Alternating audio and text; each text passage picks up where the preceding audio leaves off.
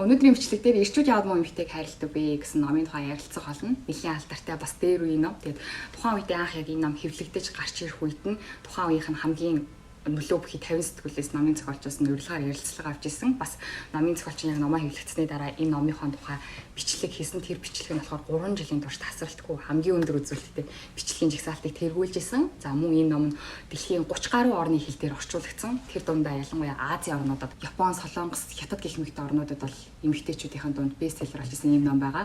Тэгээ бодоод үзэх юм бол ирчүүд яагаад муу эмэгтэйг хайрладаг вэ гэсэн ном яаж ингэж дэлхийн хэмжээнд бүр ингэж бестселлер болсон юм бо гэхээр бас сонирхолтой тий. Эмэгтэй хүмүүс одоо ирчүүд ямар эмэгтэйний илүү хайрладаг вэ гэдэг тэр тийм их анхаарлаа хандуулт юм бах та тий. Би өөрөө авч уншсан юм бас бус хүмүүс тэгж анхаард юм бах та жишээ би ч өөрөө авч уншсан л да. Сонирхолтой сэдв бас тий. Номын гарчиг нь ирчүүд яагаад муу эмэгтэйг хайрладаг вэ гэсэн гарчгийг харах юм бол ирчүүд гэж байгаа учраас эрэгтэй хүн ууланд бичсэн баймаар тий. Гэхдээ номын зохиолч нь бол эмэгтэй хүн гэж тэгвэл эрэгтэй хүмүүс ямар эмэгтэйнийг хайрладаг яаж мэдээд байгаа юм бэ гэдэг нь сонирхолтой тий. Тэгснэ муу эмэгтэй Түлээ муу эмэгтэйг чиний хэлэх юм бэ гэдэг тодорхойлол нь бас сонирхолтой тий.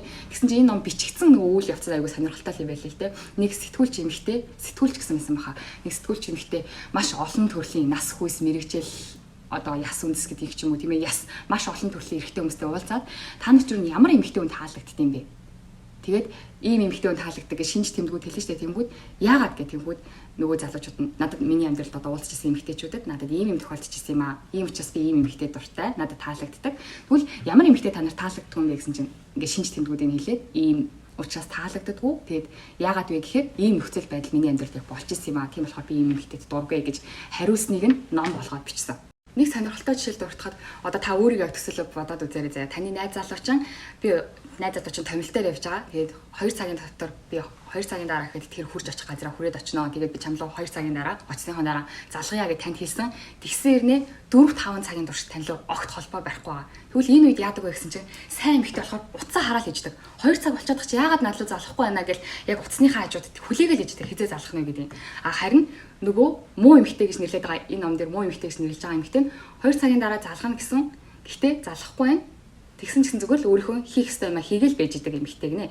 Тэгээд нөгөө залуу 4-5 цагийн дараа залглаа гэж бодъё. Тэгхийн бол сайн эмэгтэй нь газ уцаа шүүрч аваад чи надлуу 2 цагийн дараа залгана гэсэн яагаад залгахгүй залгаагүй юм бэ?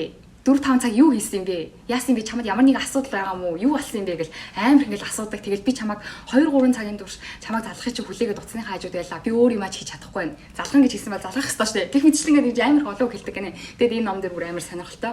Одоо сайн эмэгтэй бол уцаа авсныхаа дараа ийм үг хэлдэг гэж саяны үгүүдийг хүртэл ингээд бичсэн болохоор бүр ингээд амар кино үзэж байгаа юм шиг харагдчихсан. Харин эсэргээрээ муу эмэгтэйлээ залгах юм бол муу эмэгтэй уцаа авчиж магадгүй, авахгүй ч гэж магадгүй. Тэгтээ уцаа авах юм бол зүгээр л сайн явж очсон уу гэж хэлдэг гинэ. Тэгвэл ингээ хүндлэнгийн нүдээр харах юм бол 2 цагийн дараа залгана гэж хэлсэн найз залуугийнхаа уцыг нь хүлээгээд 4-5 цаг залгахгүй болохоор нь тэнд ямар нэгэн юм тохиолдсон юм шиг тэгээ санаа зовоо сууж ин гэдэг чинь уул нь хүндлэнгийн нүдээр харах юм бол энэ эмэгтэй амар сайн эмэгтэй шүү дээ. Тэ нөгөө найз залуутай хайртай түүний хандлага амар санаа зовдөг. Харин нөгөө муу эмэгтэй нь хөдөө явсан, томилтоор явсан 2 цагийн дараа залгана гэчээд 4-5 цаг холбоо барьчихгүй ах чинь ерөөсөө түүний хандлаар бодохгүй санаа зовхгүй зүгээр өөрийнхөө хийх ёстой юм хийгээл байна гэхээр хүндлэнгийн нүдээр харах юм бол энэ эмэгтэй нэг жоохон хуваа хичээсэн юм шиг тий хүн санаа зовдгоо энэ эмэгтэй болохоор нөгөө залуугийн хандлаар ингээл амар санаа зовоод байгаа юм шиг байгаа шүү тий тэгсэн хэрнээ нөгөө эрэгтэй хүн нь болохоор нөгөө номын зохиолчид ярилцлага өгтөө ингэж амар ингээд надад ингэж амар наалтдаг би одоо 2 цагийн дотор залгана гэж хэлчихээ 5 цагийн дараа залглаа гэд надлуу өглөж мүгэлдэг би чамаа 3 цаг хүлээсэн гэж ингэж гомдолдог эмэгтэйчүүдэд бол надад таалагддаггүй гэж хэлсэн нөгөө эрэгтэйчүүд нь тэгснэ харин эсрэгээрээ би ингээд залгана гэж хэлсэн ч гэсэн залхаа мартчихад зүгээр тэрийг юу ч болоогүй юм шиг хүлээж авдаг заримдаа бүр уцаа авдагчгүй тэр эмэгтэйчүүд бол надад илүү таалагдчихсан гэж хэлээд тэгээд нөгөө эмэгтэй зохиолч нь болохоор хүндлэнгийн нүдээр хараад уул нь энэ эмэгтэйч амар сайн эмэгтэйчүүд юм шүү. Энэ эрэгтэйчүүдэд таалагддаг гэж хэлээд байгаа энэ эмэгтэйчүүдийн шинж тэмдэг нь нэг талаараа бол зүгээр хуваачихсан одоо жоохон муу эмэгтэйчүүд юм шүү гэж бодоод номынхоо нэрийг өгсөн юм байлээ. Яг иймэрхүү янз бүрийн жишээг бичсэн байгаа байхгүй. Тэгээд энэ жишээнүүдийг ингээд багцлаад үзэх юм бол яг энэ ном дээр л ингээд гой сонирхолтойгоор муу эмэгтэй гэж хэнийг хэлээд байгаа, сайн эмэгтэй гэж хэнийг хэлээд байгаа гэл тэнгүүтээ сонирхолтойгоор яг ийм нөхцөл байдал тохиолдоход энэ хоёр ямар өөр хариу үзүүлэлт юм бэ гэдгийг бичсэн байгаа байхгүй. Гэхдээ яг эднэрийг ингээд багцлаа бодоод үзэх юм бол муу эмэгтэй гэж ерөнхийдөө айгүй төлөвшсөн эмэгтэй хүнийг хэлээд байгаа юм байна. Сайн эмэгтэй гэдэг нь арай төлөвшөөгүй, арай гинэн эмэгтэй хэлж байгаа юм байна гэсэн бодол төрсөн. Яагаад тэгэхээр энэ номыг уншиж үзэл Одоо түрүүний жишээн дээр те найз залуу нь 2 цагийн дараа залгах гэснээр 4 5 цагийн дараа залгахад сайн эмэгтэй бол яагаад надлуу би чамаа ингээд залгахыг чинь хүлээгээд ахчих чи яагаад залгаагүй юм бэ гэж хэлэх. Нөгөөх нь болохоор муу эмэгтэй нь сайн явж очсон уу гэж хэлэх. Энийг ингээд уншингуудаа нөгөө нэг одоо эрэгтэй хүмүүсийн дургу сайн эмэгтэй нь ингэж уцаа авд юм байна. Муу эмэгтэй ингэж уцаа авд юм байна. Тэгэхээр би ингэж уцаа авах хэрэгтэй юм байна гэж унших юм бол буруу шүү дээ, тий. 1-2 удаа бол хүн тэгж одоо энэ номыг уншаад муу эмэгтэй шиг ингэж уцаа авах хэрэгтэй юм байна гэж хүн 1-2 удаа жүжигж болох ч гэсэн 1-2 жил цаашдаа бүр 20-30 жил тэгж жүжиглэх боломжгүй шүү дээ, тий. Тийм болохоор энэ номыг уншихдаа миний хувьд болохоор ингэж уншвал зүгээр юм шиг байгаа. Яг муу эмэгтэй, сайн эмэгтэй ямар үйлдэл хийдэг вэ гэдгээс нь үл хамааран энэ хоёр чинь ямар хүн юм бэ? Тэгэхээр зөвхөн ингээд эрэгтэй хүний харилцаан дээр ч юм уу эмэгтэй хүний харилцаан дээр биш, яг л тэр эмэгтэй тий амралтын өдөр ч гэсэн бит хоёр цагаа тохирч уулзъя гэж ярилцааг болвол би шууд төрүүлээд энэ хүнтэй уулзнаа гэж ганцаараа би шийдвэр гаргаж болохгүй. Тэр чинь ингээд яг хосын харилцаа гэдгээс гадна хүний төлөвшөл шүү дээ, тий. Харин нөгөө муу эмэгтэй нь бол амралтын өдөр би уулзмаар байвал амралтын өдөр хоёлоо уулзаж болох уу гэж асууна. Тэгтэн нөгөө хүн нь өөр цагийг төлөвлөсөн байвал эхлээд төлөвлөсөн ажлаа хийх нь зөвөө гэж муу эмэгтэй ингэж хүлээн зөвшөөрдөг гэд тэр үед нөгөө эрэгтэй амар баярлдаг гэж бичсэн байхгүй. Гэтэ энд нь болохоор яг тэр муу эмэгтэй нь ямар үйлдэл гаргаад ийн, сайн эмэгтэй нь ямар үйлдэл гаргаад ийн, тэр үйлдэлийг нь зүгээр 1 удаа 2 удаа дуурайх биш. Яг тэрийг нэгээ зүгээр би төлөвшсөн угаасаа эмэгтэй хүн юм байд юм байна. Би төлөвшөх ёстой юм байна гэж бодож уншвал бас зүгээр юм шиг байгаа. Яагаад ингэж ярьж байна гэхээр энэ номыг би анх 2015 16 онд баг одоогоос 7-8 жилийн өмнө уншижсэн байхгүй. Тэгээ уншиж байхдаа болохоор тэр үед чинь би зүгээр нэг одоо 21 эмэгтэй байсан юм уу 20 байсан юм да. Тэгээ тэр үедээ уншиж байхдаа болохоор муу эмэгтэй гэдэг одоо тэр үедээ одоо баг яасан муу эмэгтэй болохоор юм яашаа. Тэрийг уншихад одоо муу эмэгтэй чинь ингээд уцтаар залгахт нь тий би ингээд одоо манай найз залуу надлуу залахгүй удах юм бол би тэр яагаад удаад байгаа юм болоо гэж хүлээсэн ч гэсэн уцаа авахтаа би яг хүлээгээгүй юм шиг царайлах хэрэгтэй юм биш тий гэж бодож уншижсэн байхгүй юу. Гэхдээ тэгээд 1 удаа 2 удаа хүн жүжиглж алах ч гэсэн цааш тал жүжиглж чадахгүй шүү дээ тий. Тийм учраас эсрэгээрээ тэр үед бол би арай буруугаар уншсан юм шиг байна. Харин ингээд бичлэг хийхдээ дахиад хараад үзсэн чинь яг энэ муу эмэгтэйгс нэрлээд байгаа эмэгтэй чинь яг өөрийн гэсэн ажилтай, өөрийн гэсэн хийх юмтай. Тэгээд нөгөө хүн лүгээ бас ингээд амар шууд амралтын өдөр юм чинь чи надтай уулзах хэрэгтэй шүү дээ. Би чамтай уулзгаад өөрийнхөө бүх ажлыг хоош нь тавьсан баг чинь чи яагаад надтай уулзах байгаа юм бэ гэдэг ч юм уу. Тийм юм хийдгүү муу эмэгтэй гэдэг чинь зүгээр юм төлөвшсөн хүн юм байна. Тэгээ нөгөө хүний амар сайн хүндэлдэг эмэгтэй хэлж байгаа юм байна. Харин энэ дээр сайн эмэгтэй гэж нэрлээд байгаа эмэгтэй нь айгүй гинэн тийм үү? Айгүй сайн эмэгтэй зүгээр гинэн амралтын өдөр юм чинь найз залуутайгаа бид хоёр уулзах хэрэгтэй шүү дээ. Тэгээд хосууд юм чинь бит хоёр чинь би өөрөө зөндөө бол найзтай ч гэсэн хосуудтайгаа би хостой хайртай хүнтэй төрүүлж уулзах хэрэгтэй шүү дээ гэдэг өөрийнхөө бүх юм ингээд хоошин тавиад идэг.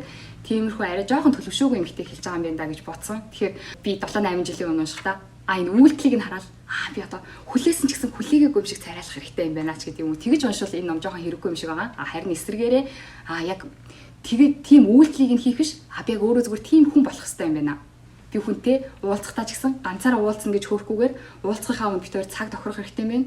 Тэгээ цаг тохирсон чинь нөгөө маань өөр ажил төлөвлөсөн байвал эхлээд төлөвлөсөн ажлаа тэр хүн хийх нь зөвөө гэдгийг би хүлээн зөвшөөрөх хэрэгтэй юм байна. Тэгээ тэрийг хүлээн зөвшөөрөхөөрөө бас буцаагаад нөгөө хүн маань надтай уулзах ихт нь би өөр ажилтаа гэд хэлэхэд нөгөө хүн маань хүлээн бас зөвшөөрдөг байх хэрэгтэй. Тэгээ өөрөө нөгөө хүнийг хэрэг нөгөө маань надтай уулзна гэснээр өөр цаг төлөвлөсөн байлаа гэхэд би хэрэг хүлээн зөвшөөрдөг хүн байх юм бол буцаагаад тэр хүн надлуу юу вэ би чамтай уулзах гэдэг өөр бүх ажлаа хойшлуулсан шүү дээ гэдэг эргэтэй нь хэллээхэд нөгөө хүнийг хүндлэж харьцдаг энэ муу эмэгтэй бол өөрөө нөгөө нэг хүндэлдэг учраас нөгөө хүн өөрт нь хүндэтгэлгүй харьцах юм бол хүлээн зөвшөөрөхгүй шүү дээ тий. Харин эсрэгээрээ нөгөө нэг сайн эмэгтэй гэж нэрлээд байгаа. Ягаад сайн эмэгтэй гэж нэрлэж байгаа гэхээр одоо нөгөө сайн эмэгтэй нь өөр ажил төлөвлөсөн байлаа. Тэгсэн чинь найз залуу хоёул уулзъя л да. Би чамтай уулзна гэж найдаад өөр ажлуудаа хоош нь тавьсан шүү дээ. Би чамтай уулзгаад хүлээж ирсэн шүү дээ гэл тэгвэл нөгөө сайн эмэгтэй.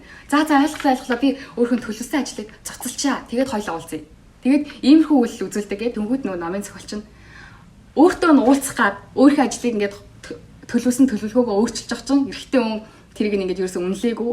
Тэгсэн нэ хүндлэнгийн нүдээр намын зохиолч эмэгтэй хүний нүдээр харахад энэ уулын сайн л эмэгтэй шүү дээ. Тэгээ нэг иймэрхүү жишээ бичсэнүүд нь айгүй хөөрхөн баггүй. Гэхдээ энэ жишээнүүдийг ингээд нэгтгэж бодоод үзэх юм бол миний хувьд уншиж үзснийхаа дараа яг хоёр л зүйл зүгээр яг хоёр л нийтлэг тал байгаа юм байна. Хоёр л яг том ялгаа байгаа юм байна гэж бодсон. Яг иймэрхүү жижиг жишээ кейсүүд бол зөндөө. Гэхдээ тэрийг нэгтгэх юм бол яг хоёр хэсэгт хувааж болох юм шиг санагдаж байгаа. Тэр сайн эмэгтэй болон муу эмэгтэй нэгтгэх том ялгаа нь болохоор муу эмэгтэйчүүд нь тэр одоо нэг залуутай уулзахад тэр залуутай уулзахаас өмнө яаж амьдарч байсан бэ? Яг тэр амьдралаараа тэр чигтээ амьдардаг. Өөрийнхөө амьдралыг өөрчилдөг. Харин сайн эмэгтэй нэг залуутай уулзахаараа тухайн залуугаасаа болоод өөрийнхөө амьдралын хэм маягийг өөрчилж эхэлдэг. За жишээ нь одоо би 5 дахь өдөр найзуудтайгаа уулздаг байсан бол муу эмэгтэй гэж нэрлэдэг байгаа эмэгтэй нь найз залуутай болсон ч гэсэн болоогүй ч гэсэн 5 дахь өдрийнхөө уулзалтуудыг зүгээр байнга явж л байдаг. Харин эсрэгээрээ сайн эмэгтэй 5 дахь өдөр болгон найзуудтайгаа уулздаг байсан ч гэсэн найз залуутай болох юм бол тэр уулзалтаа бүгдийг ингэж хасаж эхэлдэг гэнэ нэг нэгээр нь. Энэ 7 хоногт одоо би найзтайгаа уулзгаа боллоо. Дараагийн 7 хоног би йогоор хичээлэхээ боллоо ч гэдэг юм уу тий. Нэг нэгээр нь ингэж өөрхөн төлөвлөгөө хасаж эхэлдэг гэнэ. Тэгээд энэ нь явсаар байгаад сүүлдээ одоо хосын харилцаанд чи эрэгтэй эмэгтэй хүн хоёр одоо муудалцаад нэг 4 5 хоног ч юм уу холбоо барихаа болъё гэж бодъё л та тий. Холбоог боллоо. Байнга уулзчихсан хүнтэйгээ холбоо тасарлаа. Тэгэх юм бол муу эмэгтэй нь мэдээж муу эмэгтэй ч өнөө сайн эмэгтэй ч өнөө мэдээж уулзчихсан хүннээсээ жоохон муудалцаад төрс салах юм бол хоёлоо бол зүрх сэтгэлийн хувьд бол хоёлоо санана штэ тий. Гэхдээ муу эмэгтэй нь нөгөө залуутай уулзахаас өмнө юу хийдэг байсан? 5 дахь өдөр найзуудтайгаа уулздаг байсан. Хагас өдөр йогоор хичээлдэг байсан бол яг тэднийгээ хийж л байгаа учраас нөгөө залуугаас санан гэхдээ өөрийнх нь амьдрал тийм их өөрчлөлт гарахгүй зүгээр л байж лээ. А тэгтэл нөгөө сайн эмэгтэй нь өөрийнх нь төлөвлөгөөнүүдийг хассан, найзуудаасаа хөндөрчихсэн учраас 4 5 хоног төрс салалт зарлах юм бол нөгөө эмэгтэй ингээд амьдрал нь амар хов хаасан болчихно. Гинт тэгэл амар их залхаж малгадаг гэд. Тэгээд энэ ном дээр ингээд бичсэн нь нөгөө янз бүрийн ингээд жишээ бичсэн ч гэсэн одоо ингээд төрс салалт хийсний дараа нөгөө хос хоёр ингээд буцаа нийлээ гэж бодъё л да тий. Тэгхийн бол муу эмэгтэй нөгөө залуу буцаад өөрөх нь амьдралд орчихсон ч гэсэн амьдрал нь яг хэвэндээ. Гарсан ч гэсэн яг хэвэндээ болохоор сэтгэл санааны хувьд айгүй эв ирүүл. Сэтгэл хөдлөөж гэсэн удирдах чадна. Нөгөө эрэгтэйгээс бүх юмыг ингээд хүсдэг юм байна л да. Харин эсэргээрээ төрс салаад буцаад нийлээ гэж бодъё. Тэгхийн бол нөгөө эмэгтэй чинь төрс салалт хийхэд өөрийнх нь амьдрал хов хаасан болсон шүү дээ тий. Тэмүүдэд хов хаасан болсноо. Би энэ хүнтэй уулзахаас өмнө урд нь яаж амьдарч ирсэн юм болоо. Зүг зүгээр амьдардаг байсан юм ээж. Тэгээд нөгөө эрэгтэйгээсээ чи хоёлаа ингээд төрс халалт хийсэн чинь миний амьдрал ингээд хов хаасан боллоо. Тэгээд өөрөө ингээд ер нь ингээд сэтгэл санааны жоох ингээд хэцүү болчих гэсэн үг шүү дээ тий. Тэр маш олон жишээнүүдийг бүгднийг ингээд ажиглаад үзэх юм бол яг энэ муу эмэгтэй гэдэг байгаа эмэгтэй чинь ямар ч эрэгтэй хүнтэй уулзсан ч гэсэн өөрийнхөө амьдралын хэм маяг тэр юмыг өөрчилдөггүй хүнийг л муу эмэгтэй гэж байгаа юм. Тэгээд өөрөө нөгөө залуугаас болоод янз бүрийн юмаа золиослоогүй учраас нөгөө залуугаасаа юу ядгүй залуудаа гомдолтгүй. Яг тэгвэл өөрөө тэр залуугаас болж янз бүрийн юмаа золиослоогүй шүү дээ тий. Золиослоогүй болохоор би чамаас болж тэгсэн ингэсэн гэж гомдолтгүй. Харин нөгөө сайн эмэгтэй нь өөрөө хүн сайн болохоор тэр хүнийхээ төлөө хамаг юмаа зориулаад өөрийнхөө амьдралыг ингэж үрчдэг. Тэгээд өөрийнхөө амьдралыг үрэнгүүтээ нөгөө хүнээсээ буцаагаад би чиний төлөө ингэсэн байтал яагаад надад ингэж хандахгүй байгаа юм бэ гэд тэгээд нөгөөдхөндөө гомдолдог. Тэгээд гомдлохгүй өөрөө ингэж төвчлээ гэж бодоход төвчсөн ч гэсэн өөрийнх нь амьдрал ингэж жоохон хоосон болцсон учраас сэтгэл санаагаар унаад идэг. Тэгээд нөгөө эсрэг талаараа ч гэсэн яг адилхан нөгөө муу эмэгтэй нь өөрөө ч гэсэн яг амьдралынхаа хэв маягийг өөрчлөөгүй учраас нөгөө залуугаас амьдралынхаа хэв маягийг өөрчил гэж гомдолтгүй. Тэгээд өөрөө бас нөгөө хүнийхээ эсрэг хүнийг хүндэлж байгаа учраас эсрэг хүн өөрт нь хүндэтгэлгүй харьцах юм бол буцаагаад ингээд одоо юу гэдэг хаач чаддаг юм уу тий. Харин сайн эмэгтэй нь өөрөө өөрийнхөө амьдралыг бүгдийг золиослсон учраас нөгөө залуугаас золиослох гэж шаарддаг. Тэгээд өөрөө бас ингээд нөгөө залуу нь өөртөө нууцахгүй өөр хүнтэй уулзнаа гэд явах үед энэ ингээд өөрөө амар их гомдолж нөгөө төлөвөө ингэж дайрдаг учраас нөгөө залуу нь одоо би нөгөө эмэгтэй нь өөр хүнтэй уулзнаа гэд тохирсон байхад нөгөө залуу нь над уулзалтаа цуцлаа надтай уулзаа гэж хэлэхэд нөгөө энэ эмэгтэй болохоор зөвшөөрдөг гэд ягаад гэвэл өөрөө нөгөө төлөвөө ингэж хүндэтгэлгүй харьцдаг учраас нөгөө эрэгтэй найз залуу нь өөрлөө хүндэтгэлгүй харьцахад тэр хүндэтгэлгүй харьцаж байгааг нь бас ингэж зөвшөөрдөг гэд тэгэхээр ер нь бол энэ шинж тэмдгүүд нь маш олон байгаа ч гэсэн яг цаашдаа ингэж гүнзгий энэ номыг унших юм бол яг ямар хүний талаар яриад байгаа юм бэ? Ямар тэр эмэгтэй ямар үйлдэл хийдэг вэ те? Одоо уцаа авахта яагаад надад залах байгаа юм бэ гэж уцаа авдаг. Нөгөөх нь болохоор сайн уу гэж зүгээр уцаа авдаг. Энэ хоёр ингэж уцаа авахта юу гэж хэлдэг вэ гэдгээс гадна зүгээр л өөрсдөө яг энэ хоёр төрлийн эмэгтэй ямар хүн юм бэ гэдгийг илүү гоё гаргаж өгсөн гоё ном л тоо. За тэгээд хоёр дахь өөр шинж тэмдэг гэдэг юм бол муу эмэгтэй би яг ингэж зүгээр яг ингэ байгаагаараа энэ хүнд таалагдах ёстой. Яг л зүгээр ингээ байгаагаараа би энэ хүнд таалагдчихэж бит хоёр яг эрүүл харилцаатай болно гэж үздэг. Харин сайн эмэгтэй нь болохоор нэг эрэгтэй хүнд дурлах юм бол тэр эрэгтэй хүн нь ямар эмэгтэй үйл сонирхдیں۔ Юунд дуртай ин гэдгийг хит их ингэж судалж үзээд яг тэрэнд нь таарсан болохоор өөрийг ингэж өөрчлөх хичээдэг гинэ. За нэг жишээ гэх юм бол одоо сайн эмэгтэй, муу эмэгтэй хоёр өөрийнхөө найз залуу гэртээ урьлаа гэж бодъё тий. Тэгсэн чинь муу эмэгтэй болохоор зүгээр өөрийнхөө хийж чаддаг хоолыг хийж өгнө. Альскол гаднаас худалдаж аваад хооллно гинэ. Тэгсэн чинь сайн эмэгтэй нь болохоор нөгөө залуудаа зориулаад өстой дүүрэн ширээ дүүрэн хоол хийгээл амар баг ингээл найр наадам хийх юм байл та. Тэгэд энүүгээр болохоор юу гэж илэрхийлж байгаа вэ гэхээр хэрвээ нөгөө залуу нь тэр одоо сайн эмэгтэй тий би гоё хоолоороо залуугаа урагтнаа гэж бодлоо гэж батхад номын зохиолч болохоор тэгж байгаа байхгүй юу. Өөр ямар нэгэн зүйлээр дамжуулаад жишээ нь хоолоор дамжуулаад энгийн жишээ хоолоор дамжуулаад нөгөө залууга урагтаж аваад хоорондоо ингээд гоё үехэд явлаа гэж батхад номын зохиолч тэгж хэлж илээ. Хоорондоо ингээд үехэд явлаа гэж батхад тэгвэл өөр илүү гоё хоол хийдэг эмэгтэй гараад ирэх юм бол тэр залуу чинь цаашгаа явчих юм шүү. Харин эсвэргээрээ та муу эмэгтэй зүгээр л өөрхөн яг ингээл өөрхөн байгаа өөрхөн хийж чаддаг хоолыг гаргаад өгсөн. Яг энэ зүгээр хоол гэдэг нь нэг л жишээ шүү дээ, тийм. Энэ хоолн дээр өөр зүйлийг орлуулад бодох хэрэгтэй. Өөрхөн зүгээр л хийж чаддаг өөрхөн яг энгийн хоолыг гаргаад өглөө.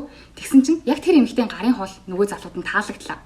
Тэгэх юм бол тэр эмэгтэй цаашдаа өөрийгөө өөрчлөх гэж жүжиглэх шаардлагагүй. Дээрэс нь гадаа гарахад өөр илүү гой хоол хийж чаддаг эмэгтэй байсан ч гэсэн тэр эмэгтэй гарын олтоо яг адилхан байна гэж байхгүй шүү дээ, тий. Хоолоор жишээ авчиж жоохон сонирн байна. Гэхдээ л одоо би хаа царай зүс вэ нүү, зан ааш вэ нүү, тий. Нөгөө залуудаа таалагдахад би одоо энэ залууд би таалагдахын тулд миний би 90-60-90 байх хэрэгтэй гэж сайн эмэгтэй залуудаа таалагдахын тулд 90-60-90 болчлоо шүү дээ, тий. Тэгэх юм бол нөгөө эмэгтэйгийн толгойн дотор би 90-60-90 учраас энэ залуу надад сайн байгаа. Би 90-60-90 л байх хэрэгтэй гэж бодох юм бол цаашдаа ингээ харилцаа нь эрүүл байхгүй мэн л да. Ягаад тэгэхээр өөрөө 90-60-90 гэсэн юм а хадгалах хэрэгтэй болно. За дээрэс нь 90-60-90 гэдгсэн чинь гинт илүү гоё битээ эмэгтэй гараад ирэх юм бол тэр залуу цаашгаа явна гэсэн үг шүү дээ, тий. Харин эсвэргээрээ зүгээр л энэ байгаа миний ааш хараншин, энэ байгаа миний бие зүгээр л би яг ийм хүн гэж тэглээ. Тэгээд гисэн чинь нөгөө залуу нь яг энэ байгаагаараа чи надад таалагдж байна гэд үерх юм бол хоёлаа эрүүл харилцаатай болно. Тийм учраас муу эмэгтэй болохоор нөгөө залуудаа таалагдахын тулд толгоогоороо хөл хийж хөлөөрөө толгоо хийдэггүй. Зүгээр л яг байгаагаараа байдаг. Ягаад гэвэл энэ муу эмэгтэй нь би яг байгаагаараа байж бит хоёр эрүүл харилцаатай байна. Дээрэс нь нэг удаа хоёр удаа хүн жүжиглж болох ч гэсэн 20-30 жил жүжиглж болохгүй гэдгийг муу эмэгтэй мэдтiin гинэ. Харин сайн эмэгтэй бол эсрэг хүндээ таалагдахын тулд өөрийгөө өөрчилдөг. Хитрхи сайн гэд яг бас ингэж уншаад үзэхээр энэ сайн эмэгтэйхэн шинж тэмдэг муу эмэгтэйхэн шинж тэмдгийг уншихаар сайн эмэгтэй муу эмэгтэй гэж нэрлсэн нь бас яг онж өгсөн юм шиг байна да гэж бодогцсон. Гэхдээ муу эмэгтэй нь одоо би бол зүгээр байгаагаараа яг ийм хүн гэд одоо соёлгүй бүдүүлэг цан гаргадаг гэсэн үг шүү дээ, тий. Харин ч нөгөө муу эмэгтэй бол өөрийгөө яг би байгаагаараа л ийм хүн гэдгийг хүлээн зөвшөөрдөг учраас нөгөө хүндээ яг өөрийнхөө байгаагаар харуулдаг. Гэхдээ нөгөө талаараа яадаг вэ гэхээр өөрөө яг би яг л ийм хүн, би яг иймэрээ танд таалагдах юм бол хоёлоо уулзч болно. Тэгээ бас яг эсрэгээрээ нөгөө залуугаас бас тийм байдлыг хүсдэг гэд муу эмэгтэй нь яг ингээд та байгаагаараа ийм хүн юм уу? Хэрвээ энэ байгаагаараа байгаа чинь надад таалагдчих байгаа бол окей. Харин байгаа байдал нь яг таалагдах байх юм бол хоёлоо зүгээр ингээд уулзхаа болио. Яг тэгвэл тэр хүнийг яг ингээд байгаагаар нь хүлээн зөвшөөрж байгаа байхгүй. Байгаагаар нь хүлээн зөвшөөрөөд болж ивэл окей уулзъя. Болохгүй бол зүгээр л өөрчлөлийг зайхгүйгээр зүгээр хоёлоо уулзхаа болио гэдэг тэр муу эмэгтэй. Харин нөгөө сайн эмэгтэй нь өөрөө нөгөө залуудаа тааруулаад ингээд өөрийгөө өөрчлөх гэж дайрж байгаа учраас ямар нэгэн залуутай уулзахад тэр залуу нь хэрэг өөртөө таалагдах байх юм бол тэрийг нь өөрчлөхөд дайраад идэг.